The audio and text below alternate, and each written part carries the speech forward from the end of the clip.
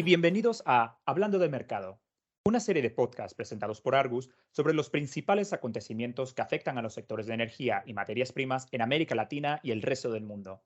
Mi nombre es Josh Fence y soy el gerente de desarrollo de negocios en Argus para América Latina.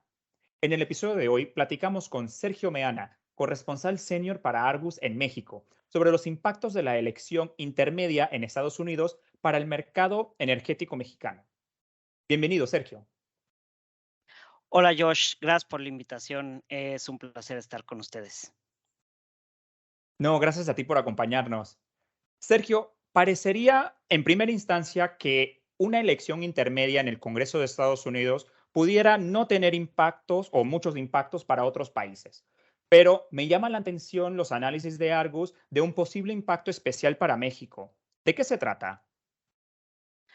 Hola Josh, encantado de estar por acá y ver cada vez más suscriptores en nuestro podcast. Y sí, como dices, de entrada, una elección intermedia no genera la misma atención que una presidencial, por supuesto, y eso es claro a lo mejor en todos los países, pero en este caso en especial, el solo hecho de que ya haya terminado la elección intermedia en Estados Unidos es importantísimo para México y el mercado energético mexicano, porque ahora los ojos de los representantes de la Oficina de Comercio en Washington regresan ya a donde dejaron las cosas con México.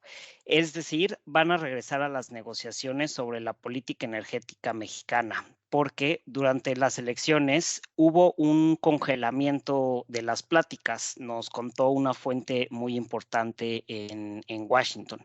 Aquí platicar un poco de contexto, Josh. Recordemos que en julio de este año los Estados Unidos y Canadá, a través del Tratado México-Estados Unidos-Canadá, llamado TEMEC en español o USMCA en inglés, lanzaron una queja sobre la política energética mexicana, resaltando sobre todo que el gobierno mexicano no ha respetado el tratado de inversión y no permite que las empresas particulares inviertan como podrían hacerlo en el sector energético. Ahora, con las elecciones terminadas, se viene una última fase de negociación multilateral con implicaciones importantísimas para México. Ahora sí puede que vengan mayores cambios, Josh, en la política energética mexicana o incluso un proceso formal de sanciones. Sergio, ¿nos podrías hacer un recap de en qué se quedaron esas negociaciones y qué han implicado? Sí, claro, Josh. Se trata de un proceso formal, como señalamos, del TEMEC. En este proceso, lo que se estableció es que primero debería haber un proceso de consultas por el que los quejantes, o sea, Estados Unidos y Canadá, le preguntan y dialogan con México sobre sus razones y posturas de su política energética.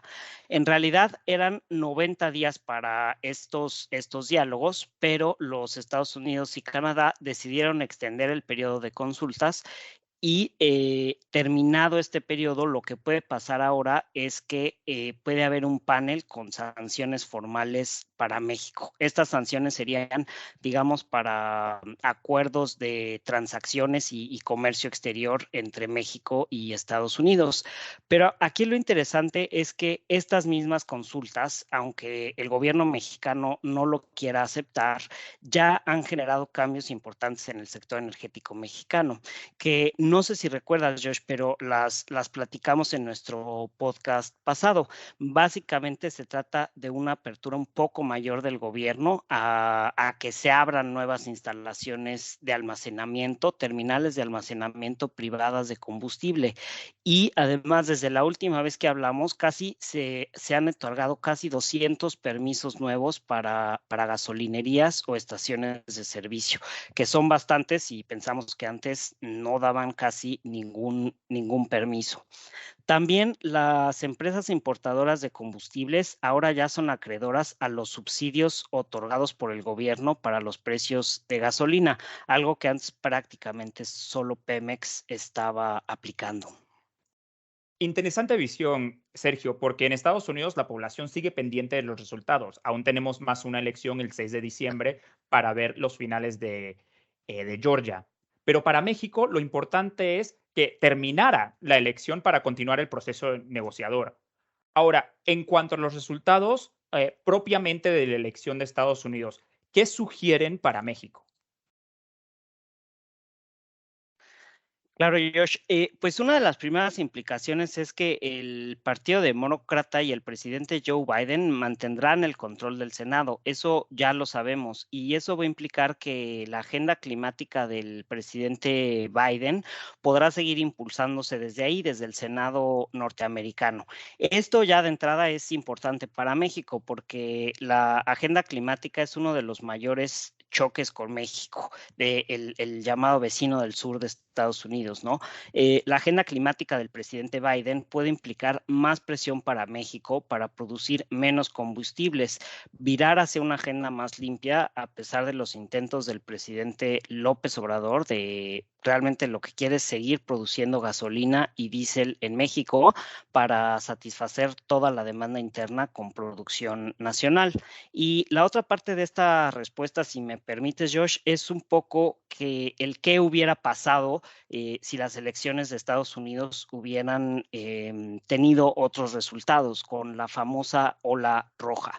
Si el Partido Republicano hubiera ganado control de ambas cámaras, es muy probable que se hubieran impuesto sanciones directas para México en materia de comercio y energía a través del tratado del TEMEC, mientras que la relativa victoria del Partido Demócrata, si no es que casi podríamos decir victoria del Partido Demócrata, sugiere que van a seguir las cosas en un ánimo de negociación en cuanto a la queja por el Tratado de Libre Comercio. Oye, ¿y por qué crees que habría más sanciones del Partido Republicano? ¿Las podrían imponer ellos directamente? Y esa es una gran pregunta, Josh.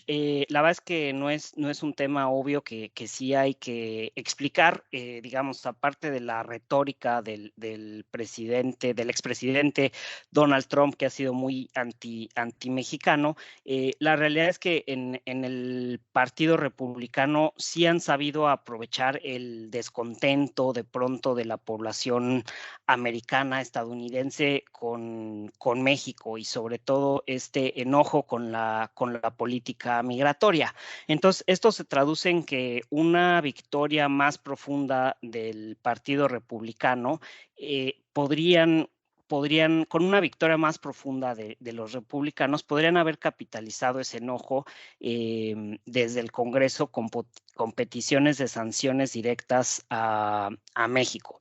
Ahora, es importante señalar que las sanciones no es algo que se impongan desde el Congreso, eso es muy importante. No es que el Congreso de Estados Unidos diga, hay que castigar a México, ni el de México, ni el de Canadá. Realmente las sanciones de comercio, para que existan, se tendría que componer un panel de expertos de los tres países y ahí, a ese panel sí les podrían implicar un poco de presión desde el Congreso, los congresistas de Estados Unidos, para que se llegue a una sanción. Pero no es un tema que simplemente los republicanos hubieran dicho hay que castigar a México. ¿Y qué podría hacer México con este escenario político en Estados Unidos? Sí, Josh, aquí lo que hemos hablado y leído de varios analistas políticos en México, en lo que coinciden todos ellos es que México debe ya preparar una nueva estrategia de defensa para la negociación del Tratado de Libre Comercio y su política energética. Parece que un partido demócrata fortalecido y que mantuvo el control del Senado podría ahora sí llegar a las negociaciones con México, como dice la frase en español, corregido y aumentado, y pues iban a llegar fortalecidos. Entonces, lo que se ve desde México es que el país deberá repensar su estrategia de defensa, no solo para el Partido Demócrata, sino también para un partido republicano, que aunque no ganó prácticamente el control de las dos cámaras, sí va a tener un poquito más de peso en los siguientes 2 años, y sobre todo se va a tratar de un Congreso un poco más polarizado como tal. Entonces, México sí va a tener que pensar en satisfacer la nueva realidad política estadounidense. Ahora, un tema que también se ve mucho en las elecciones intermedias es el futuro de la elección presidencial del 2024. ¿Qué se ve para México? Sí, definitivo, Josh. Estas elecciones dan luz a lo que pudieran ser las elecciones de 2024 en Estados Unidos. En Argus, lo que hemos hablado con nuestros colegas en Washington es que quizá habría un cambio de batuta del líder del Partido Republicano. El expresidente Donald Trump parece que no tuvo su mejor jornada electoral y algunos ya impulsan al gobernador de Florida, Ron DeSantis, como el próximo candidato republicano a la presidencia de Estados Unidos.